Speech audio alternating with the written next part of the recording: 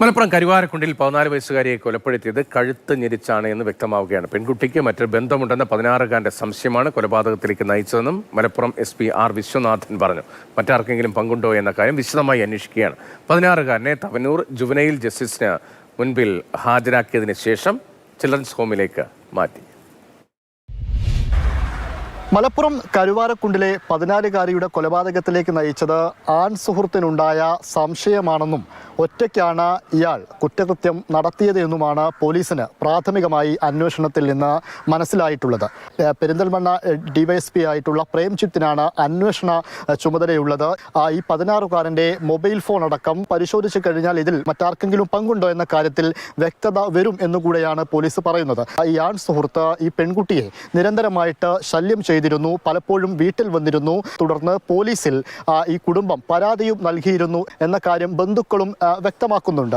പക്ഷേ അന്ന് കൊടുത്ത പരാതിയിൽ എന്തെങ്കിലും നടപടികൾ ഉണ്ടായിട്ടുണ്ടോ, പരാതിയിൽ എന്ത് നടപടിയാണ് ഉണ്ടായതടക്കമുള്ള കാര്യങ്ങൾ കൂടെ പരിശോധിക്കുമെന്നും SP വിശ്വനാഥൻ വ്യക്തമാക്കുകയാണ്. പ്രണയമായിട്ട് ബന്ധപ്പെട്ടിട്ടുള്ള ഒരു സ്വാരസ്യമാണ് നമുക്ക് പ്രാഥമികമായിട്ട് മനസ്സിലാവുന്നത്. പക്ഷെ എന്നിരിക്കലും മോട്ടീവ് എന്നുള്ളത് കുറച്ചുകൂടി ഡീറ്റെയിൽ ആയിട്ട് പോകേണ്ടതുണ്ട്.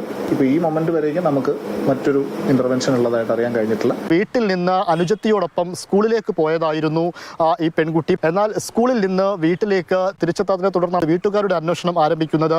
അങ്ങനെ ഈ ആൺ സുഹൃത്തും സ്കൂളിലേക്ക് വന്നിട്ടില്ല എന്ന് മനസ്സിലാക്കിയപ്പോൾ പോലീസ് ആൺ സുഹൃത്തിനെ നിരന്തരമായി ചോദ്യം ചെയ്യുകയും ഒടുവിൽ കസ്റ്റഡിയിലെടുത്ത് ചോദ്യം ചെയ്തതിന് ശേഷമാണ് പ്രതി കുറ്റം സമ്മതിക്കുന്ന കാര്യത്തിലേക്ക് പോയത്. പുള്ളിപ്പാടത്തുള്ള റെയിൽവേ ട്രാക്ക് വരെ ഇവർ വാഹനത്തിൽ സഞ്ചരിച്ച് എത്തുകയും അവിടെ വെച്ച് ഈ മറ്റൊരാളുമായിട്ട് തനിക്ക് ബന്ധമുണ്ട് എന്ന കാര്യം ഈ ആൺ സുഹൃത്ത് പെൺകുട്ടിയോട് സംസാരിക്കുകയും ചെയ്തു. പ്രകോപനപരമായ സംസാരത്തിനിടയ്ക്കാണ് ഇരുവരും തമ്മിൽ വാക്കുതർക്കമുണ്ടാവുന്നത്. ആ ദേഷ്യത്തിൽ ഈ പ്രതി 16-കാരൻ ബലാത്സംഗം ചെയ്യുകയും അവിടെ വെച്ച് കൊലപ്പെടുത്തി എന്നുമാണ് പ്രാഥമികമായി മനസ്സിലാക്കാൻ കഴിയുന്ന കാര്യം. ഈ പെൺകുട്ടിയുടെ പോസ്റ്റ്മോർട്ടം നടപടികൾ പുരോഗമിക്കുകയാണ്. ഈ 16-കാരനെ തവനൂരിലെ JJ ബോർഡിന് മുൻപാകെ ഹാജരാക്കുകയും കോഴിക്കോട്ടെ ചിൽഡ്രൻസ് ഹോമിലേക്ക് മാറ്റുകയും ചെയ്തിട്ടുണ്ട്.